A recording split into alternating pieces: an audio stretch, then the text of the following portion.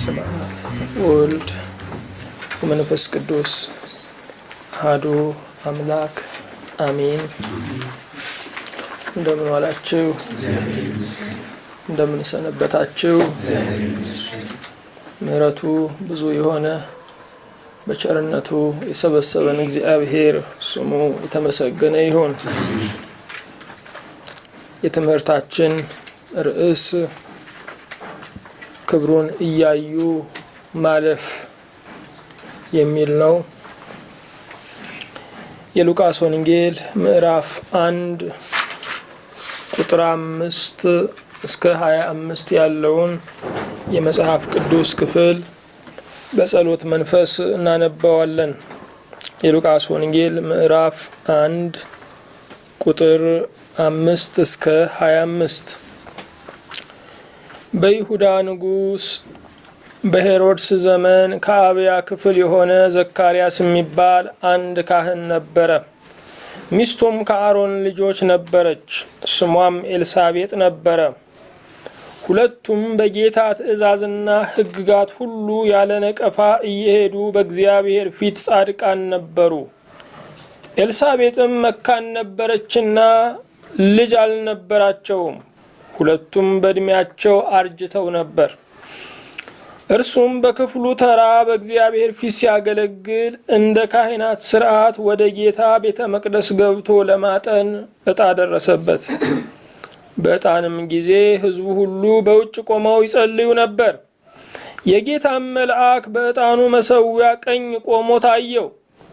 ዘካርያስም ባየው ጊዜ ደነገጠ፣ ፍርሃትም ወደቀበት። መልአኩም እንዲህ አለው፣ ዘካርያስ ሆይ ጸሎት ተሰምቶልሃልና አትፍራ። ሚስትህ ኤልሳቤጥም ወንድ ልጅ ትወልድልሃለች፣ ስሙንም ዮሐንስ ትለዋለህ። ደስታና ተድላም ይሆንልሃል፣ በመወለዱም ብዙዎች ደስ ይላቸዋል። በጌታ ፊት ታላቅ ይሆናልና የወይን ጠጅና የሚያሰክር መጠጥ አይጠጣም። ገናም በእናቱ ማኅፀን ሳለ መንፈስ ቅዱስ ይሞላበታል። ከእስራኤልም ልጆች ብዙዎችን ወደ ጌታ ወደ አምላካቸው ይመልሳል። እርሱም የተዘጋጁትን ሕዝብ ለጌታ እንዲያሰናዳ የአባቶችን ልብ ወደ ልጆች የማይታዘዙትንም ወደ ጻድቃን ጥበብ ይመልስ ዘንድ በኤልያስ መንፈስና ኃይል በፊቱ ይሄዳል። ዘካርያስም መልአኩን እኔ ሽማግሌ ነኝ፣ ምስቴም በዕድሜዋ አርጅታለችና ይህን በምን አውቃለሁ አለው። መልአኩም መልሶ እኔ በእግዚአብሔር ፊት የምቆመው ገብርኤል ነኝ፣ እንድናገርህም ይህንንም የምስራች እንድሰብክልህ ተልኬ ነበር። እነሆም በጊዜው የሚፈጸመውን ቃሌን ስላላመንህ ይህ ነገር እስከሚሆን ቀን ድረስ ድዳ ትሆናለህ፣ መናገርም አትችልም አለው። ሕዝቡም ዘካርያስን ይጠብቁት ነበር፣ በቤተ መቅደስም ውስጥ ስለዘገየ ይደነቁ ነበር። በወጣም ጊዜ ሊነግራቸው አልቻለም። በቤተ መቅደስም ራእይ እንዳየ አስተዋሉ። እርሱም ይጠቅሳቸው ነበር። ድዳም ሆኖ ኖረ። የማገልገሉም ወራት ሲፈጸም ወደ ቤቱ ሄደ። ከዚህ ወራት በኋላ ሚስቱ ኤልሳቤጥ ጸነሰችና ነቀፌታዬን ከሰው መካከል ያስወግድልኝ ዘንድ ጌታ በተመለከተበት ወራት እንዲህ አድርጎልኛል ስትል ራሷን 5 ወር ሰወረች።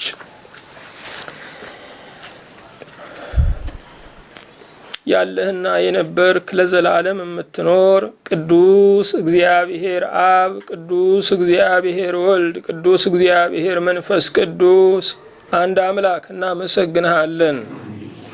በቸርነትህ በብዙ ምሕረትህ ለዚህ ያደረስከን የጸጋ ሁሉ አምላክ የገነነ ምስጋና ለማንም የማይሰጥ አምልኮት የቅኔም እጅ መንሻ ለተባረከው መንግሥትህ ይሁን። እንደ ቸርነትህ እንደ ምሕረትህ ታላቅነት ጊዜውን ሰዓቱን ሁሉ ባርከህ አንተ ልትባርከን ልትቀድሰን በቃልህም ልትፈውሰን ደግሞ በመካከላችን ስላለህ ጌታ ሆይ እናመሰግንሃለን።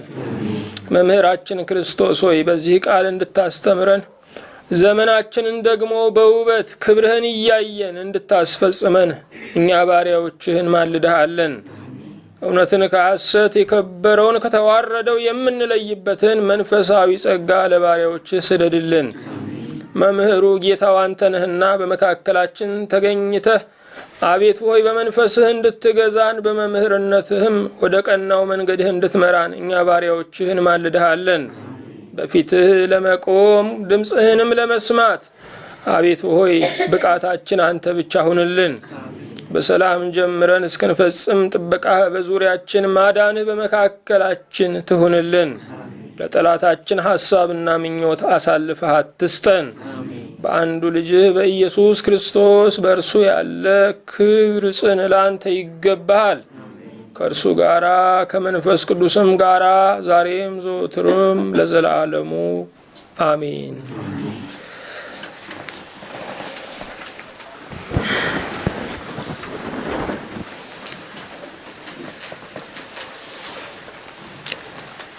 እግዚአብሔር የአምላካችን ስሙ የተመሰገነ ይሁን። ርዕሳችን ክብሩን እያዩ ማለፍ የሚል ነው። ክብሩን እያዩ ማለፍ።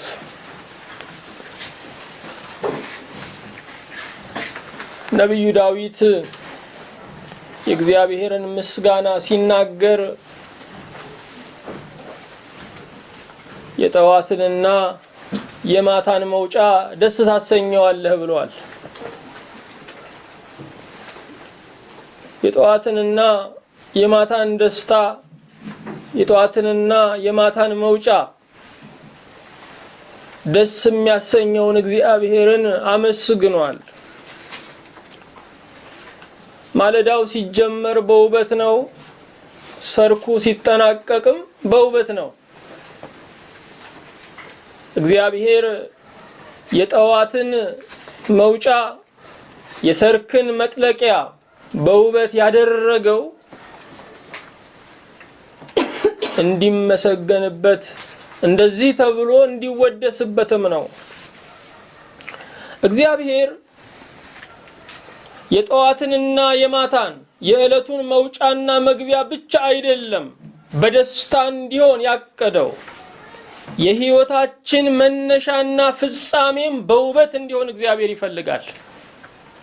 የሕይወታችን መውጫና የሕይወታችን መጥለቂያም በደስታ እንዲሆን እግዚአብሔር ይፈልጋል። እግዚአብሔር ለእያንዳንዳችን ያቀደልን እቅድ ክብሩን እያየን እንድናልፍ ነው። እርሱ የጅማሬ አምላክ ሆኖ የሕይወትን ጉዞ ያስጀምረናል። እርሱ የፍጻሜ አምላክ ሆኖ ደግሞ የሕይወትን ጉዞ ያስፈጽመናል። የሕይወታችን ዘመን በደስታ ተጀምሮ በደስታ የሚፈጸመው ከእግዚአብሔር ጋር ስንሆን ብቻ ነው። ከእግዚአብሔር ጋር ስንሆን ካቀደልን በጎ በረከቶች አንዱ ሕይወታችንን በውበት ጀምረን በውበት እንድንፈጽም ነው። ሕይወታችንን በደስታ ጀምረን በደስታ እንድንፈጽም ነው።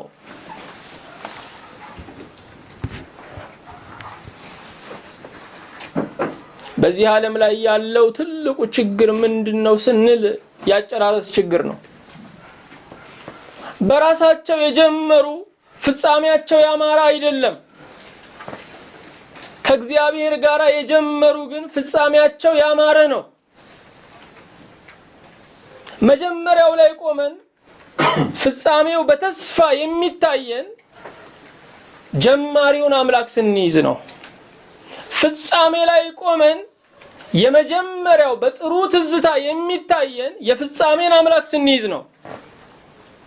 ስለዚህ ቀጣዩ በተስፋ እንዲታየን ከግባችን አንስተን ወደ መጀመሪያችን ስንመለከት ደግሞ ከሚያጸጽት ሕሊና እንድንድን እግዚአብሔር ያስፈልገናል። የሕይወታችን መግቢያና የሕይወታችን መውጫ በውበት እንዲሆን እግዚአብሔር ያስፈልገናል።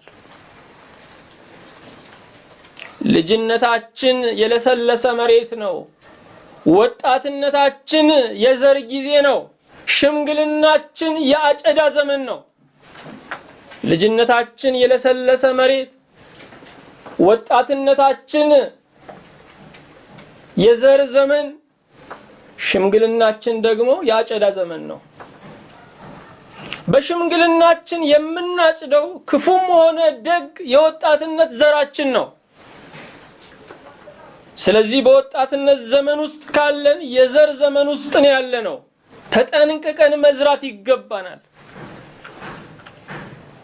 ይልቁንም ክብሩን እያየን እንድናልፍ እንደ እግዚአብሔር ቃል እንደ ፈቃዱ መኖር አለብን።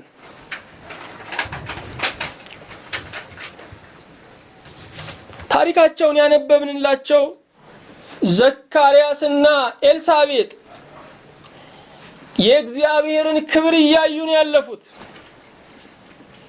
የሕይወታቸውን ምዕራፍ ያጠናቀቁት በደስታ ነው።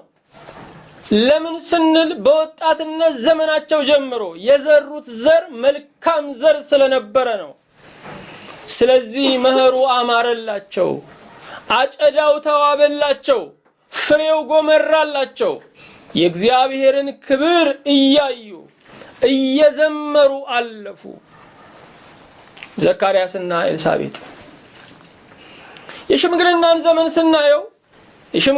ዘመን ስናየው ለብዙዎች የጸጸት ዘመን ነው። ከሰሩት ይልቅ ያልሰሩት እየበዛባቸው ማድረግ በማይችሉበት ዘመን ማድረግ የሚገባቸው ነገር እየታያቸው የምኞት ሰው ብቻ፣ የሐሳብ ሰው ብቻ፣ የቁጭት ሰው ብቻ ስለሚሆኑ ለብዙዎች የሽምግልና ዘመን የጸጸት ዘመን ነው። ለብዙዎች የሽምግልና ዘመን የሚወጋ ቀጫጭን መርፌ ያለበት ዘመን ነው። ከእግዚአብሔር ጋር ስንሆን ብቻ ዘመናችንን ብላይ በለው። ከእግዚአብሔር ጋር ስንሆን ብቻ ከሚያጸጽት ሕሊና እንድናለን። ከእግዚአብሔር ጋር ስንሆን ብቻ ከሰራነው ስራ ይልቅ የሰራልን ስራ እየበዛብን በደስታ እንሞላለን። ለብዙዎች የሽምግልና ዘመናቸው ልጆቻቸውን የሚቀብሩበት ነው። ለዘካርያስና ለኤልሳቤጥ ግን ገና ልጅ የሚወልዱበት ነው። እግዚአብሔር ሽምግልናቸውን ውብ አድርጎላቸዋል። በጠዋት አበልጽጓቸው በማታ አላከሰራቸው። የጠዋቱን ኪሳራ የሚመስል የምሽቱን ግን ትርፍ የበዛበት አደረገላቸው። ለብዙዎች የሽምግልና ዘመን የብቸኝነት ዘመን ነው። ልጅን ያሳድጉታል፣ ተድሮ ይወጣል። የልጅ ልጅ ያመጣሉ፣ ያሳድጋሉ፣ እሱም ራሱን ሲችል ይወጣል። ስለዚህ የሽምግልና ዘመናቸው የሚወዱት እየራቃቸው የሚጠሉት ብቸኝነት የሚጣበቃቸው ዘመን ነው። ዘካርያስና ኤልሳቤጥ ግን በሽምግልና በልጅ ሊከበቡ ነው። እግዚአብሔር ክብሩን እያዩ እንዲያልፉ ከድሮ ጀምሮ አቅዶላቸዋል። ክብር ለእርሱ ይሁን። እኛ ለራሳችን የምናቅደው እቅድ፣ እኛ ለራሳችን የምንመርጠው ምርጫ ደስታው ጊዜያዊ ነው። ለፍጻሜ የሚሆነው በመጀመሪያ አሳዝኖ በፍጻሜ የሚባርከው የአምላክ ሐሳብ ነው። ዘካርያስና ኤልሳቤጥ ይህንን ዓለም የተሰናበቱት የእግዚአብሔርን ክብር እያዩ ነው። ምስጋና ለገናናው ስሙ ይሁን። የእግዚአብሔር ሐሳቡ ለዘካርያስና ለኤልሳቤጥ ብቻ አይደለም፣ ለእኛም ያስባል። መጽሐፋችን እንደሚነግረን አሁንም ሐሳቡ ፍጻሜ ያለው ተስፋም ያለው ነው። ስለዚህ ተስፋና ያማረ ፍጻሜ ያለው የእግዚአብሔር ሐሳብ ይሻለናል። በቁጥር 5 ላይ እንደዚህ ይላል። በይሁዳ ንጉሥ በሄሮድስ ዘመን ከአብያ ክፍል የሆነ ዘካርያስ የሚባል አንድ ካህን ነበረ። ሚስቱም ከአሮን ልጆች ነበረች፣ ስሟም ኤልሳቤጥ ነበረ ይላል። ዘካርያስና ኤልሳቤጥ ሁለቱም የካህናት ዘር ናቸው። ዘካርያስና ኤልሳቤጥ ሁለቱም ምንድናቸው? የካህናት ዘር ናቸው። እነኚህ የካህናት ዘሮች የራሳቸው ጥሪት የሌላቸው፣ የራሳቸው ርስት ጉልት የሌላቸው፣ ርስታቸው፣ ጥሪታቸው፣ ሀብታቸው እግዚአብሔር የነበረ ነው። እነኚህ የካህናት ዘሮች በጊዜ ሽርፍራፊ አይደለም እግዚአብሔርን የሚያመልኩት፣ በሙሉ ጊዜያቸው እግዚአብሔርን የሚያመልኩ ዘመኔ ለእግዚአብሔር ነው ብለው ዘመናቸውን በሙሉ ለእግዚአብሔር የሰጡ ናቸው። እግዚአብሔርን የሚያገለግሉት በእድሜ አስራት አይደለም። እግዚአብሔርን የሚያገለግሉት በዘመናቸው ሁሉ ነው። ዘመኔ ለዘመኔ ጌታ፣ እድሜ ለእድሜ ባለቤት ያሉ ናቸው። ስለዚህ ዘካርያስና ኤልሳቤጥ ዘመናቸውን ለእግዚአብሔር ከሰጡ ከካህናት ዘር ነበሩ። በዚህ ክፍል ላይ የምናየው አገልጋይንና የአገልጋይ ሚስትን ነው የምናየው። አገልጋይንና የአገልጋይ ሚስትን ነው የምናየው። የአገልጋዩ ሚስት ኤልሳቤጥ ቅን ነበረች፣ በጽድቅ የምትመላለስ ነበረች፣ እግዚአብሔርን የምትፈራ ነበረች። የቤቷ ምሰሶ እግዚአብሔር ነው። ለጉልላቱ ለመደምደሚያውም ደግሞ የጠራችው እግዚአብሔርን ብቻ ነው። የቤቷ መሰረትም ፈሪሃ እግዚአብሔር ነው።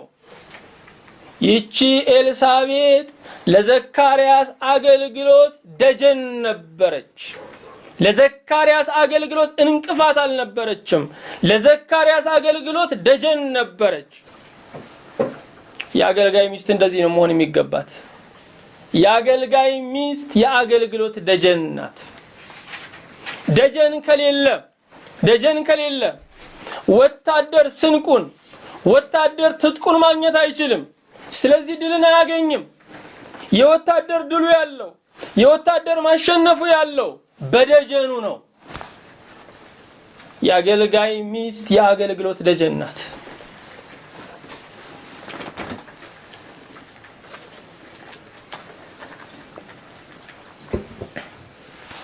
ወታደር በአንድ ጊዜ እያረሰ በአንድ ጊዜ መዋጋት አይችልም።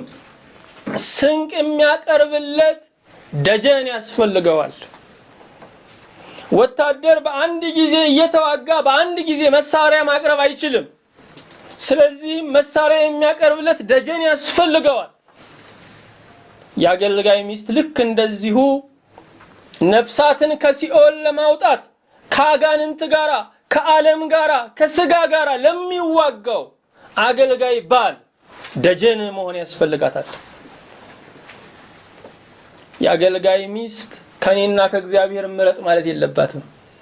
ከኔ ይልቅ እግዚአብሔር ምረጥ ማለት አለባት። በዚህ ሂሳብ ወደ ትዳር ካልገባች የእግዚአብሔርን መንግስት ስራ በተዘዋዋሪ ትቃወማለች። ከእግዚአብሔር በረከት ትጎላለች። የእግዚአብሔርን ቁጣ ደግሞ በኑሮዋና በህይወቷ ላይ ታስተናግዳለች። ስለዚህ የአገልጋይ ሚስት የአገልግሎት ልብ ከሌላት፣ አገልጋዩን ለማገልገል ዝግጁ ካልሆነች ባትገባ ይመረጣል። ኤልሳቤጥ በእውነትም የአገልጋዩ አገልጋይ ነበረች። እግዚአብሔር ይመስገን።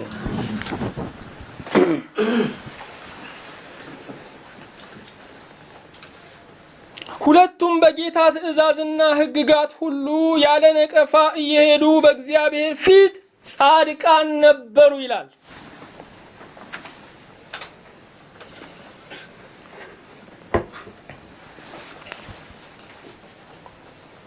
የእግዚአብሔር ሕገ መንግስት ዓለምን ለማስተዳደር በቂ ነው። ዓለም የእግዚአብሔርን ሕገ መንግስት ቢቀበል ሕገ መንግስት ማውጣት አያስፈልገውም። የዓለም ሕገ መንግስት ማህበራዊ ሰላምን ነው የሚጠብቀው። የእግዚአብሔር ሕገ መንግስት ግን የእያንዳንዱን ሰው ውስጣዊ ሰላም ይጠብቃል። ዘካርያስና ኤልሳቤጥ በእግዚአብሔር ሕግና ትእዛዝ የሚኖሩ ስለነበሩ ህይወታቸው የቆነጀ ነበረ። ህይወታቸው ውብ ነበረ። በጌታ ትእዛዝና ሕግጋት ስንኖር የምናገኛቸው ትርፎች አሉ። የመጀመሪያው ትርፋችን በጸጥታና በዝግታ እንኖራለን። በጸጥታ ውስጣችን ሰላማዊ ነው። በዝግታ እምንረግጠውን እናያለን ወይም ውሳኔያችንን እናጠራለን። ጸጥ ያለ ልብ ከሌለ ዝግ ያለ አረማመድ ሊኖር አይችልም። የጠራ ውሳኔ የምንወስነው በሰላማዊ አእምሮ ብቻ ነው። ከኔ ጋር ሆኖ የጠራ ውሳኔ የምንወስነው ውስጣችን ሰላማዊ ሲሆን ብቻ ነው። ሰላም የሌለው አእምሮ የጠራ ውሳኔ መወሰን አይችልም። እንደ እግዚአብሔር ቃል ስንኖር ግን ጸጥና ዝግ ያለ አኗኗርን እናገኛለን። ይሄ ብቻ አይደለም። በጌታ ትእዛዝ ስንኖር በትዳራችን በህብረታችን ሁሉ ደስተኞች እንሆናለን። የሚያጣላን ነገር ምንድነው? የጠብ ምንጭ ምንድነው ስንል የየግል ፍላጎታችን ነው። እንደ ጌታ ሐሳብ እንደ ጌታ ቃል ስንኖር ግን የራሳችን ሐሳብ የለንም። ሐሳባችን የእግዚአብሔር ሐሳብ ነው። ስለዚህ ጠብና ክርክር በመካከላችን ሊኖር አይችልም። አዎ የትዳርም ሰላም እንደ ጌታ ትእዛዝና ሕግ መኖር ነው። ትዳሩ መቼ እንደሚናጋኩ ይታወቃል። ከእግዚአብሔር ሐሳብ ወጣ ስንል በአምልኮ ስንባረድ ይጀምራል።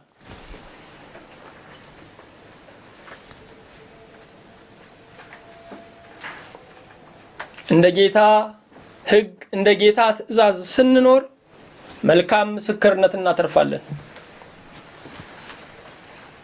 የሚያዩን ሁሉ በኑሯችን ያርፋሉ። ኑሯችን ጥያቄ አይሆንባቸው። ኑሯችን መልስ ነው የሚሆንላቸው። እንደኛ ለመኖር ይፈልጋሉ። ከኛ ጋራ ማሳለፍ ሰላም እንደሚሰማቸው ይመሰክራሉ።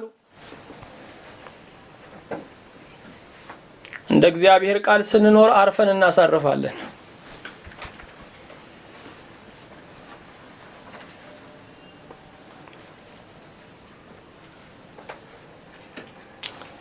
እንደ እግዚአብሔር ቃል ስንኖር አሁንም በእግዚአብሔር ፊት ሞገስን እናገኛለን።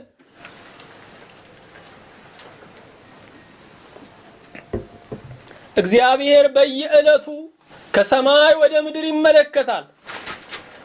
እግዚአብሔር በየዕለቱ ከሰማይ ወደ ምድር የሚመለከተው የሚወደውን ነገር ለማየት ነው። የሚወደውን ነገር በእኛ ላይ ሲያይ አይኖቹ በእኛ ላይ ተተክለው ይቀራሉ። ስለዚህ በከለላ ውስጥ እንሆናለን። ሞት ወደኛ አይቀርብም፣ ጥፋትም አይጠጋጋንም። የእግዚአብሔር አይኖች እየተቆጣጠሩን ነውና በጌታ ትእዛዝና ሕግ ስንኖር በእግዚአብሔር ፊት ሞገስ እናገኛለን።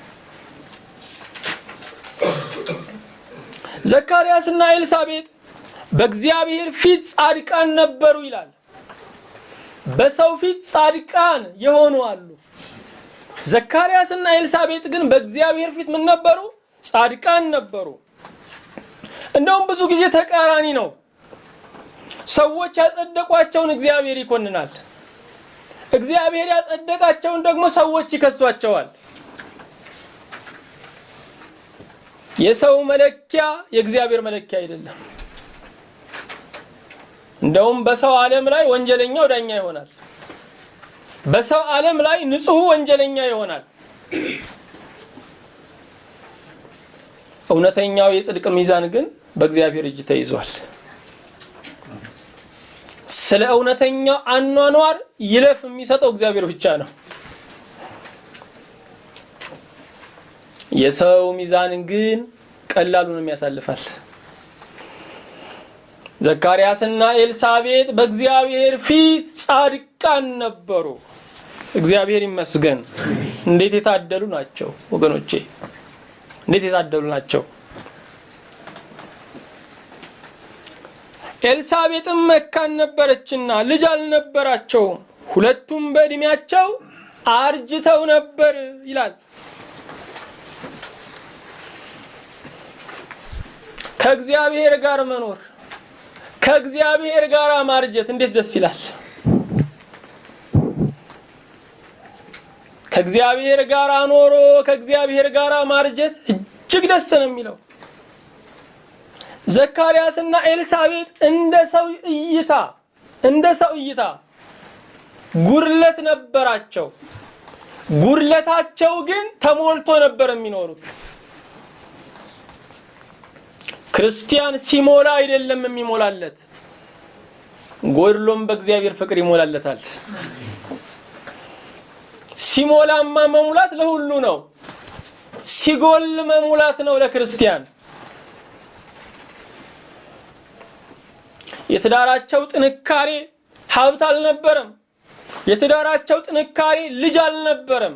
የትዳራቸው ጥንካሬ ፈሪሃ እግዚአብሔር ነበረ። ወገኖቼ ልብ አድርጉ። ልጅ የትዳር በረከት እንጂ የትዳር መሰረት አይደለም።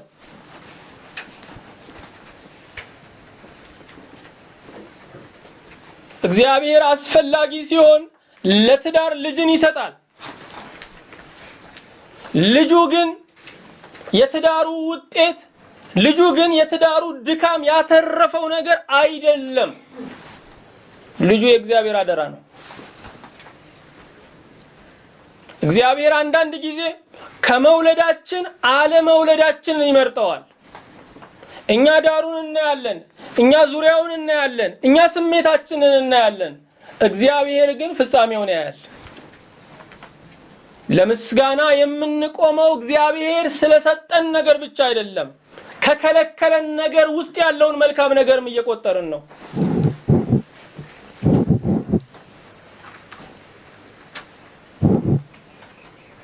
አዎ ከከለከለን ነገር ውስጥ ያለውን መልካም ነገር ማየት የምንችለው በእግዚአብሔር መንፈስ ስንሆን ብቻ ነው።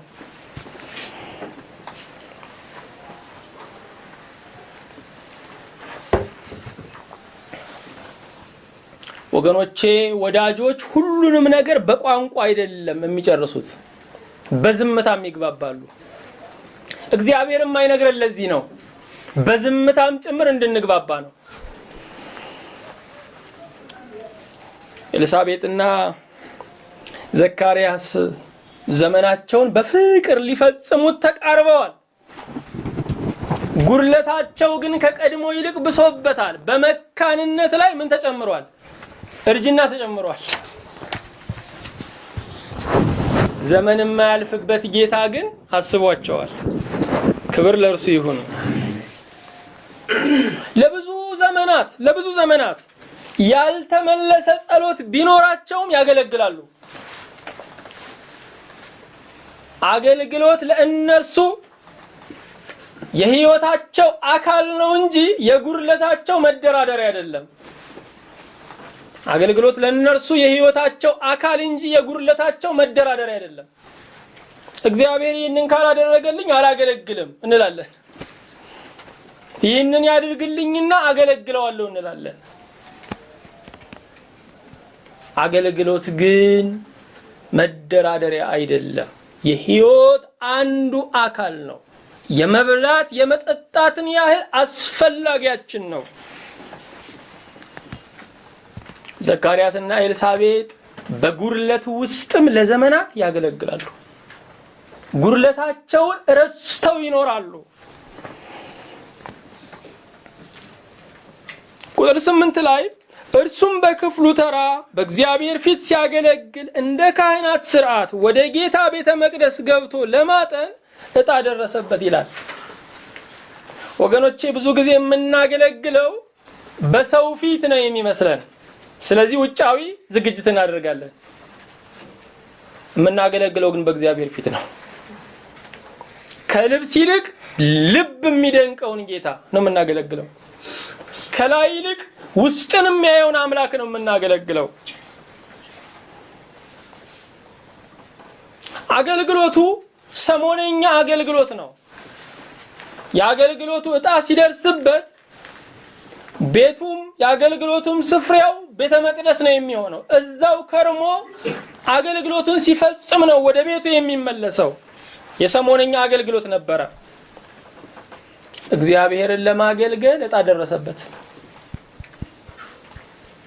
እንዴት መታደል ነው! እግዚአብሔርን ማገልገል ዕጣ ነው ወገኖቼ፣ ዕጣ ነው። የምንጋበዝበት አይደለም፣ የምንገበዝበትም አይደለም። እግዚአብሔርን ማገልገል ዕጣ ነው።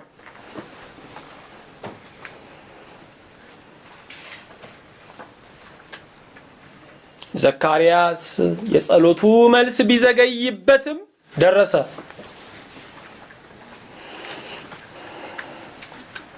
በዕጣንም ጊዜ ሕዝቡ ሁሉ በውጭ ቆመው ይጸልዩ ነበር። የጌታም መልአክ በዕጣኑ መሠዊያ ቀኝ ቆሞ ታየው። መልአኩም እንዲህ አለው፣ ዘካርያስ ሆይ ጸሎትህ ተሰምቶልሃልና አትፍራ። ጸሎትህ ተሰምቶልሃልና አትፍራ። በመጽሐፍ ቅዱስ ውስጥ ካሉት የማጽናኛ ቃሎች አንዱ አትፍራ የሚል ነው። ምክንያቱም የሚያስፈራህን የሚያስፈራው አምላክ አለ። አትፍራ፣ አትፍራ። የሉቃስ ወንጌልን እስከ 2ኛው ምዕራፍ ብንሄድ እንኳን አትፍራ፣ አትፍሪ፣ አትፍሩ የሚል ቃል እናገኛለን። የሰው ልጅ የመጀመሪያው ፍርሃቱ ምንድነው ስንል ጸሎቴ ሰሚ አግኝቷል የሚል ፍርሃት ነው ያለበት። ስለዚህ ከጸለየም በኋላ ይጨነቃል፣ ከጸለየም በኋላ ይሸበራል፣ ከጸለየም በኋላ ይንቀጠቀጣል። ጉዳያችንን ለእግዚአብሔር ከነገርን በኋላ ግን ጉዳያችን በቁጥጥር ስር የዋለ ችግር ነው። ልንከስር እንችላለን። እግዚአብሔር ሰምቷል፣ በእጥፍ ይክሰናል። መፍራት አለ መጸለይን ነው። ከጸለይን በኋላ ግን ጉዳያችን አስፈሪ አይደለም። በእግዚአብሔር ውስጥ በእግዚአብሔር እጅ ያለ ጉዳይ ነው። ስለዚህ ዘካርያስ ሆይ ጸሎት ተሰምቶልሃልና አትፍራ። በሉቃስ 1 ቁጥር 30 ላይም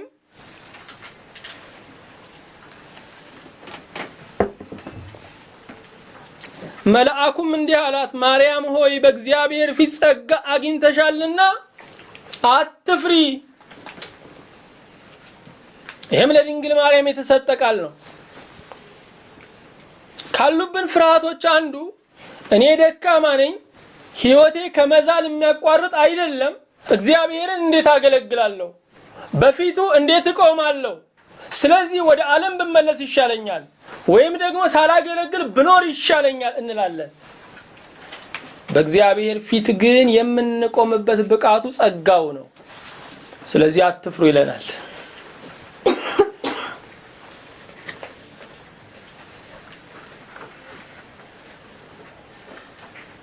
በሉቃስ 2 ቁጥር 10 ላይ በጨለማ ውስጥ በዛ በብርድ ወራት መንጋቸውን ለሚጠብቁ መልአኩ ተገለጸና አትፍሩ፣ መድኃኒት የሆነ እርሱ ጌታ ክርስቶስ ተወልዶላቸዋል አለ። አዎ እየጨለመ ያለው ዘመን ለብዙዎቻችን ፍርሃት ነው። ቀጥሎ ምን አይነት መከራ ይመጣ ይሆን የሚል ስጋት ነው ያለን።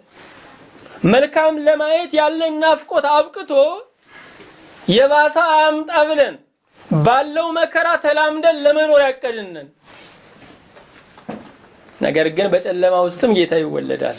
አሜን። ክፉ ከሚመስለው ዓለም ጨለማ ከሚመስለው ዘመን ውስጥም እግዚአብሔር ስራ አለው። ስለዚህ አትፍሩ። እግዚአብሔር የሚመጣው ሲብስ ነው እንጂ ሲረጋጋ አይደለም። አለሱ እንደማይረጋጋ ያውቀዋል። አትፍራ።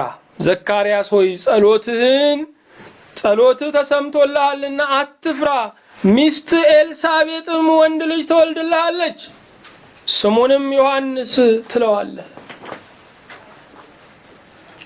የጸሎታችን መልስ የእግዚአብሔር ሕልውና ምስክር ነው። እግዚአብሔር እንዳለ የመጽሐፍ መረጃ ብቻ አይደለም ያለን፣ የኑሮ መረጃም አለን። ብዙ ዘመን ጸሎታችንን ሲመልስልን አይተናል። ለእግዚአብሔር ሕልውና መጽሐፍ ብቻ ሳይሆን ኑሯችንም ምስክር ነው። የጸሎት መልስ የእግዚአብሔር ሕልውና ምስክር ነው።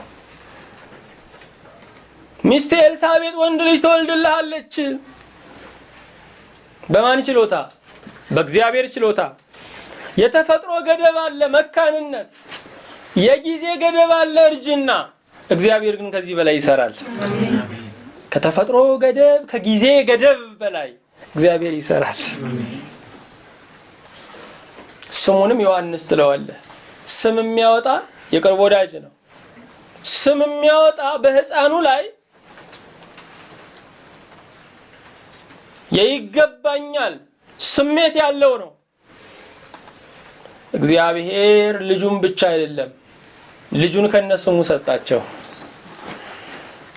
ምክንያቱም ዮሐንስ ከነርሱ ይልቅ የጌታ ነው። ዮሐንስ ለነርሱ ከሚያስፈልገው ይልቅ ለማን ያስፈልጋል? ለጌታ ያስፈልጋል። ለዚህ ነው ዮሐንስ ከተወለደ በኋላ ከወላጆቹ ጋር ብዙ አልቆየም።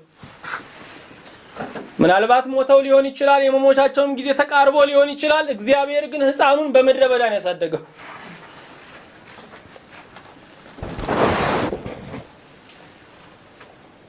አዎ ወገኖቼ፣ ልጆች የኛ ሲሆኑ እናጣቸዋለን፣ የእግዚአብሔር ሲሆኑ ግን እናገኛቸዋለን። ከርሞ የምናገኘው እግዚአብሔር ጋር ያስቀመጥነውን ብቻ ነው።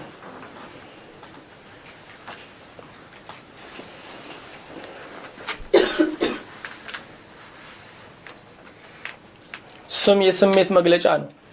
ወላጆች ስም የሚያወጡት ስሜታቸውን ለመግለጥ ነው። በወቅቱ የተሰማቸውን፣ በልደቱ የተሰማቸውን ስሜት ለመግለጥ ነው። በዮሐንስ ላይ ግን የምናየው የእግዚአብሔርን ሐሳብ ነው። ስም ብዙ ጊዜ የልጁን ባህሪ የሚቀርጽ ነው። እንደ ስሙ የሚራመድበት ጊዜ ብዙ ነው። ስም እግዚአብሔርን የሚያስከብርም ነው። ብዙ ስሞች ለእግዚአብሔር ምስጋና ይወጣሉ። መጽሐፍ ቅዱሳችንን ስናነብ እግዚአብሔር ስም ያወጣል፣ እግዚአብሔር ስም ይቀይራል። ለዮሐንስ ስም አወጣለት፣ ለአብርሃም ስም ቀየረለት።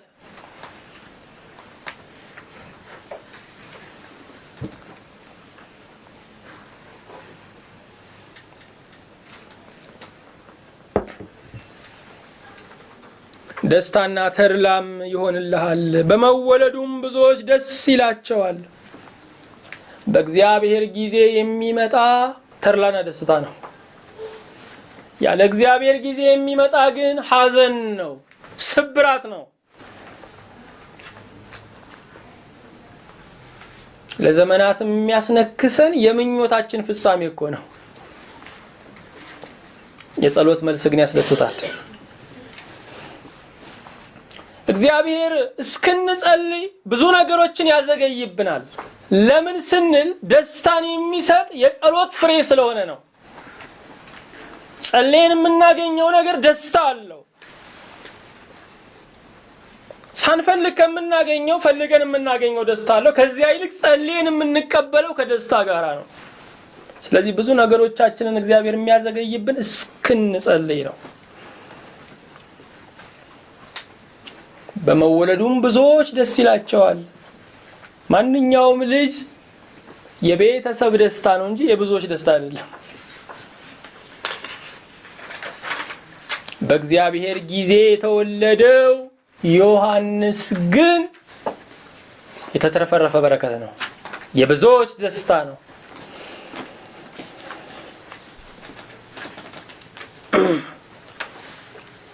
በጌታ ፊት ታላቅ ይሆናልና የወይን ጠጅና የሚያሰክር መጠጥ አይጠጣም። ገናም በእናቱ ማኅፀን ሳለ መንፈስ ቅዱስ ይሞላበታል። እግዚአብሔር ይመስገን። በጌታ ፊት ምን ይሆናል? ታላቅ ይሆናል። በሰው ፊት አይደለም፣ በጌታ ፊት ታላቅ ይሆናል። ጌታችን መድኃኒታችን ኢየሱስ ክርስቶስም በኋላ ላይ መስክሮለታል። በማቴዎስ 11:11 ላይ ከሴቶች ከተወለዱ ከዮሐንስ የሚበልጥ አልተነሳም፣ በመንግስተ ሰማያት ግን ከሁሉ የሚያንሰው እርሱ ይበልጠዋል ተብሏል። ምክንያቱም በምድር ላይ ክርስቶስ የዮሐንስን ያህል እንኳን አልተከበረም፣ ከሁሉ የሚያንስ ነበር በምድር ላይ።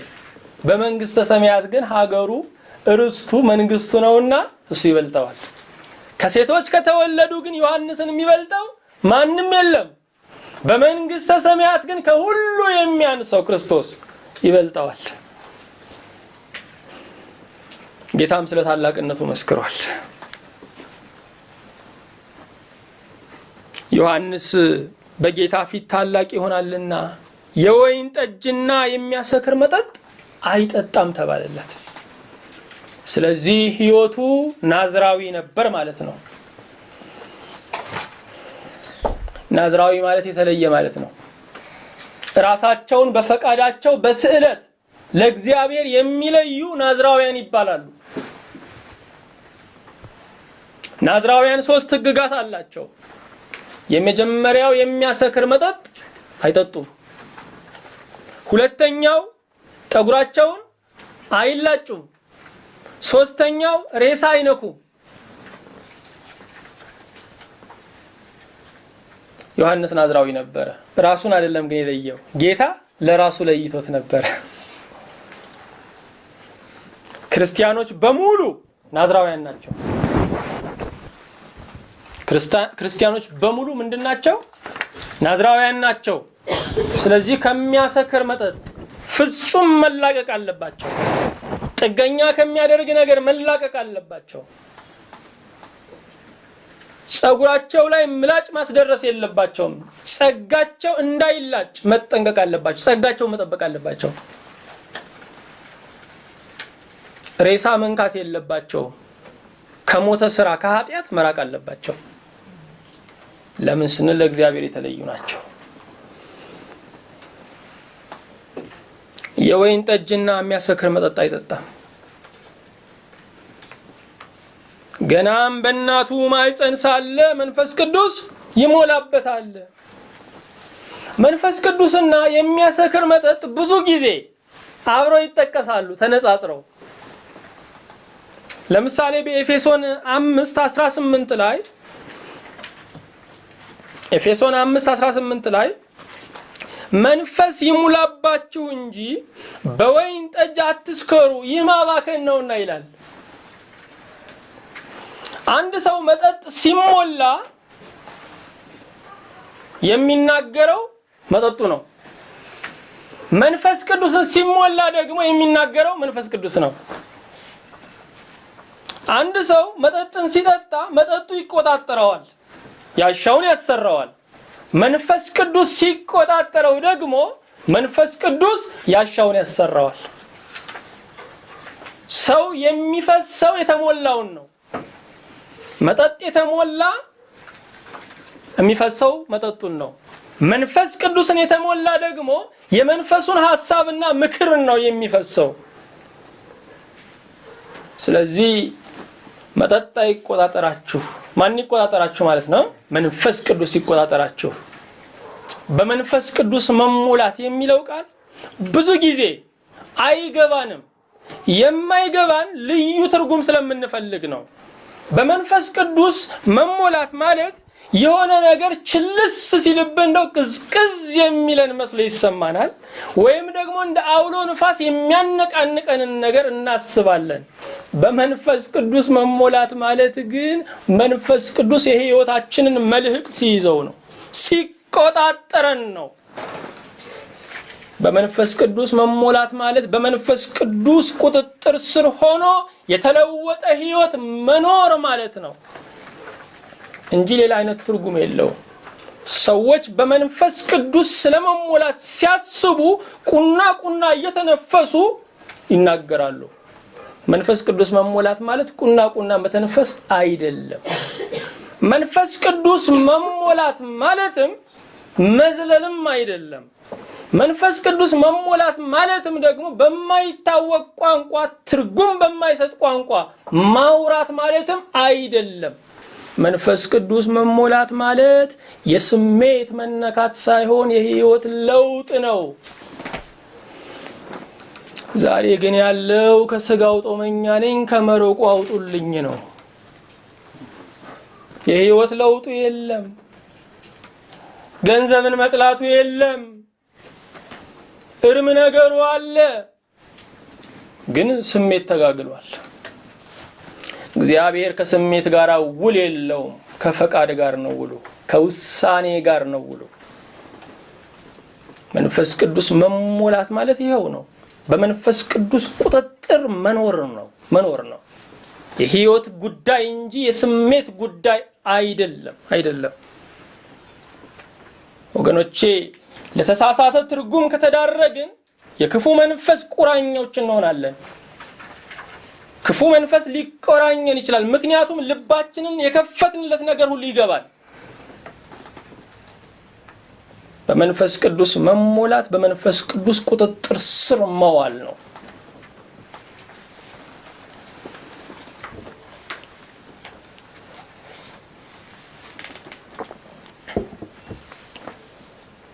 ከእስራኤልም ልጆች ብዙዎችን ወደ ጌታ ወደ አምላካቸው ይመልሳል። መላሽ ነው። ወደ ጉድጓድ የሚሄድን መንገደኛ እባክህ ተመለስ እንደማለት። ወደ አራዊት ክልል እየተነዱ ያሉትን በጎች እንደመመለስ ዮሐንስ ህዝቡን ይመልሳል። ህዝቡን ግን የሚመልሰው ወደ ጌታ ወደ አምላካቸው ነው። የሚደንቅ ነው። አምላኩ ፈጣሪው ነው። ህዝቡ ከፈጣሪው ኮብልሏል። ጌታው ገዢው ነው ወይም ጌታው ባለቤቱ ነው። ህዝቡ ከባለቤቱ ኮብልሏል። ሁላችንም ብንሆን የምናምንበት ነገር አለ። ማንኛውም ሰው የሚያምንበት ነገር አለ። ንብረቱ ለባለቤቱ። እኛ የእግዚአብሔር ንብረቶች ከሆንን ለባለቤቱ መመለስ አለብን። ይሄንን እውነት ግን እግዚአብሔር ጋር እናምነው። ንብረቱ ለባለቤቱ የሚለውን ስለ ቁሳቁስም ስለ ሌላው ነገርም ሁሉ እናምናለን። ወደ እግዚአብሔር ጋር ስናመጣው ግን አናምንም። ስለዚህ ወደ እግዚአብሔር ስንመለስ ለእግዚአብሔር ውለታ እየዋልን አይደለም ያለነው።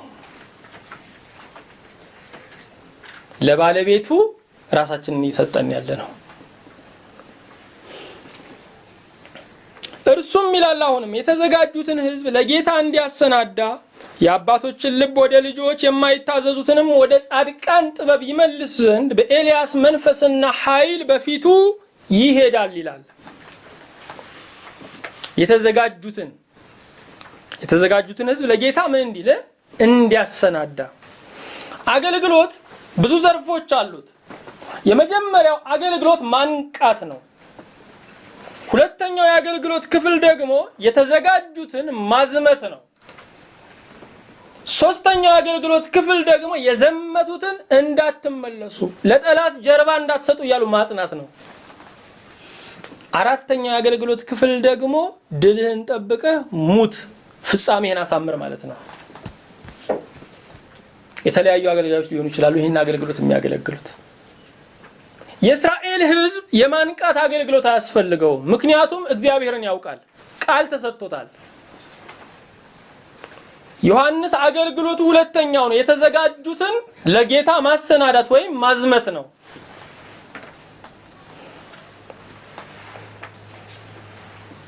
የአባቶችን ልብ ወደ ልጆች ይመልሳል። የአባቶችን ልብ ወደ ምን? ወደ ልጆች። ስለዚህ ቦታ ይለዋወጣሉ ማለት ነው። ጥበበኞች እንደሆኑና እግዚአብሔር እንደማያስፈልጋቸው የሚያስቡት ህፃናት ይሆናሉ። ማወቃቸው ባለማወቅ ይባዛል። ሞኞችና ማስተውሉ የሚመስሉ ደግሞ ብልሆች ይሆናሉ። ይህንን ልዩነት የሚያመጣው ማን ነው? ክርስቶስ ነው። ክርስቶስን ስናምነው አላዋቂዎቹ አዋቂዎች እንሆናለን። እሱን ካላመንን ደግሞ አዋቂዎቹ አላዋቂዎች እንሆናለን። ይህንን መተላለፍ የሚያመጣ ክርስቶስ ነው። የማይታዘዙትንም ወደ ጻድቃን ጥበብ ይመልስ ዘንድ። የጻድቃን ጥበባቸው ምንድነው? መታዘዝ ነው። የጥበብ መጀመሪያ እግዚአብሔርን መፍራት ነው ስለሚል የጻድቃን ጥበባቸው ግንዛቤ አይደለም። የጻድቃን ጥበባቸው ፍልስፍና አይደለም። የጻድቃን ጥበባቸው ንግግር ማሳመር አይደለም። የጻድቃን ጥበባቸው መታዘዝ ነው። ዛሬ የጥበብን ትርጉም ስተናል። ስለዚህ የኃጥአንና የአረመኔዎችን ጥበብ እያደነቅን ያለነው ጥበብ ቢያልቅብን። የጻድቃን ጥበብ መታዘዝ ነው። በኤልያስ መንፈስና ኃይል ይሄዳል። ከኤልያስ ጋር ተመሳሳይነት አለው። ኤልያስ ድንግላዊ ነው። ዮሐንስ መጥምቅም በድንግልና የሚኖር ነው። ኤልያስ በሰው መካከል መናኝ ነው። ዮሐንስም በሰው መካከል የሚኖር ቁጥብ ኑሮ የሚኖር መናኝ ነው። ኤልያስ ንጉሥ አክዓብን ገስጿል። ዮሐንስ ደግሞ ሄሮድስን ገስጿል። ኤልያስ ህዝቡን ለንስሐ ጋብዟል። ዮሐንስም እንደዚሁ ህዝቡን ለንስሐ ጋብዟል። ስለዚህ በኤልያስ መንፈስና ኃይል የሚሄድ ነው።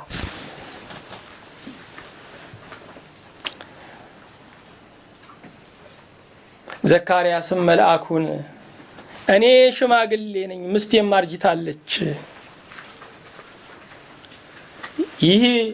ሚስቴም አርጅታለችና ይህን በምን አውቃለሁ አለው። ማንነቱን አየ። የእግዚአብሔር የምስራች ከማንነታችን ጋር ካነጻጸር ነው የሚመጣጠን አይደለም። አይገባኝም ከሰጠኸኝ ግን ይሁንልኝ ብቻ ነው። መልአኩም መልሶ እኔ በእግዚአብሔር ፊት የምቆመው ገብርኤል ነኝ፣ እንድናገር ይህንንም የምስራች እንድሰብክልህ ተልኬ ነበር። እነሆም በጊዜው የሚፈጸመውን ቃሌን ስላላመን ይህ ነገር እስከሚሆን ቀን ድረስ ዲዳ ትሆናለህ፣ መናገርም አትችልም አለው። በምን አውቃለሁ አለ። ምልክት ፈልጓል። ስለዚህ ምልክቱ ምንድነው? አሁን መናገር ትችላለህ፣ በእግዚአብሔር ኃይል፣ ቀጥሎ ዲዳ ትሆናለህ። አሁንም መውለድ አትችልም፣ ቀጥሎ ደግሞ ትወልዳለህ ነው። እንደ መልአኩ ቃል ዲዳ ሆነ።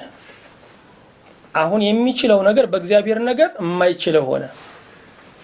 በእግዚአብሔር ኃይል ደግሞ የማይችለው ነገር ቀጥሎ ምን ይሆናል? የሚችለው ይሆናል።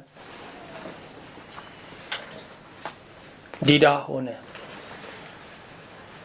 ዲዳ የሆነበት ሁለተኛው ነገር ደግሞ ምንድነው ስንል ወደ ቤቱ ሲመለስ እንጃ መልአክ ተገልጾ ተወልዳለህ ብሎኛል፣ ግን እንዴት ይሆናል ብሎ የጥርጣሬ ነገር በመናገር እግዚአብሔርን እንዳይበድል እግዚአብሔር ዲዳ አደረገው።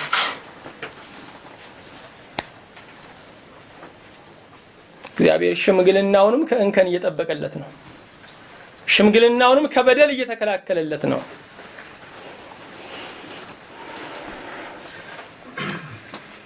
ሕዝቡም ዘካርያስን ይጠብቁት ነበር። በቤተ መቅደስም ውስጥ ስለዘገየ ይደነቁ ነበር። በወጣም ጊዜ ሊናገራቸው አልቻለም። በቤተ መቅደስም ራእይ እንዳየ አስተዋሉ። የሚደንቅ ሕዝብ ነው። ቢዘገይም ይጠብቁታል። ሲዘገይ ደግሞ አያጉረመርሙም፣ ይደነቃሉ። ዲዳ ሆኖ ሲያዩት ደግሞ ራእይ አይቷል ብለው አስተዋሉ። እንደገና ዲዳ ሆኖ ሲያገለግላቸው አገልግሎቱን ተቀበሉ። እኛ ብንሆን ምን አይነት ወንጀል ሰርቶ ቢገባ ነው? አይ እግዚአብሔር አያሳልፍ መቼም እሱ እንደዚህ አድርጎ ቀጣው እንላለን።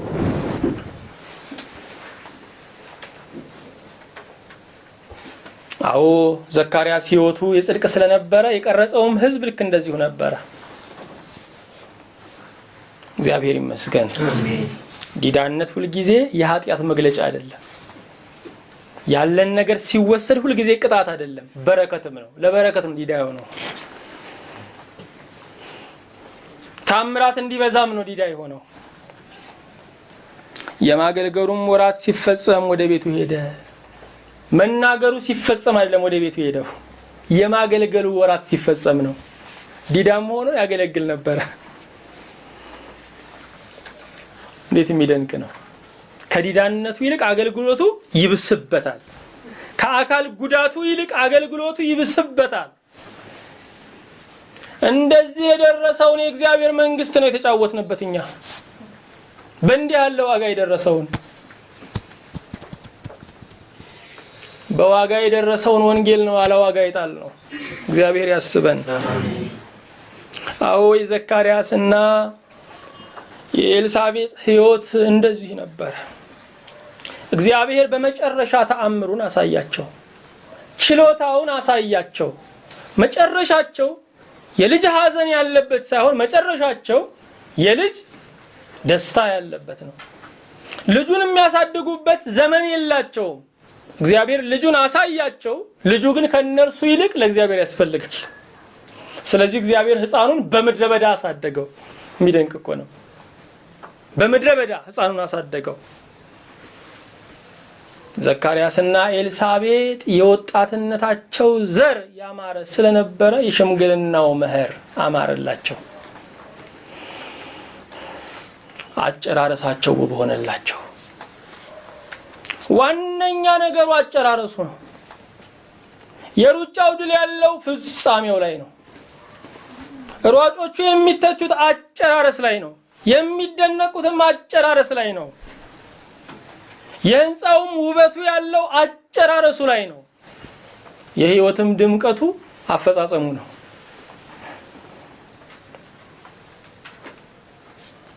ሁላችንም ብንሆን የሞትን ቀን እንዲነገርልን የምንፈልገው የህይወት ታሪክ አለ።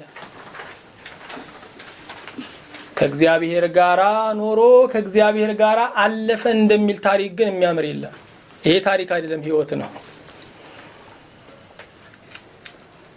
ክብሩን እያየን እንድናልፍ እግዚአብሔር ይፈልጋል። ይሄ እግዚአብሔር ፈቃድ ነው። የእግዚአብሔር ፈቃድ ነው።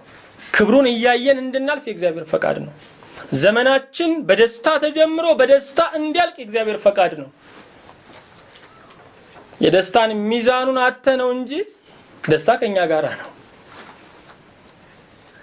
ለደስታ ብለን የምናደርገው ነገር ግን የለም። ለደስታ ብለን የምንሰራው የተለየ ስራ የለም። እንደ እግዚአብሔር ቃል ስንኖር ህይወታችን ደስተኛ ይሆናል። ፍጻሜያችን እንዲያምር የፍጻሜ አምላክ ከኛ ጋራ ነው። ስለዚህ ፍጻሜያችንን ለፍጻሜ አምላክ አደራ ልንል ይገባናል። እድሜን ከእግዚአብሔር ጋር መፈጸም መታደል ነው። መታደል ነው። ይህን እድል እንድናገኝ እግዚአብሔር ይርዳን። እግዚአብሔር ይባርካችሁ። ዘመናችሁን ደስ የምትሰኙበት ያድርግላችሁ። አሜን።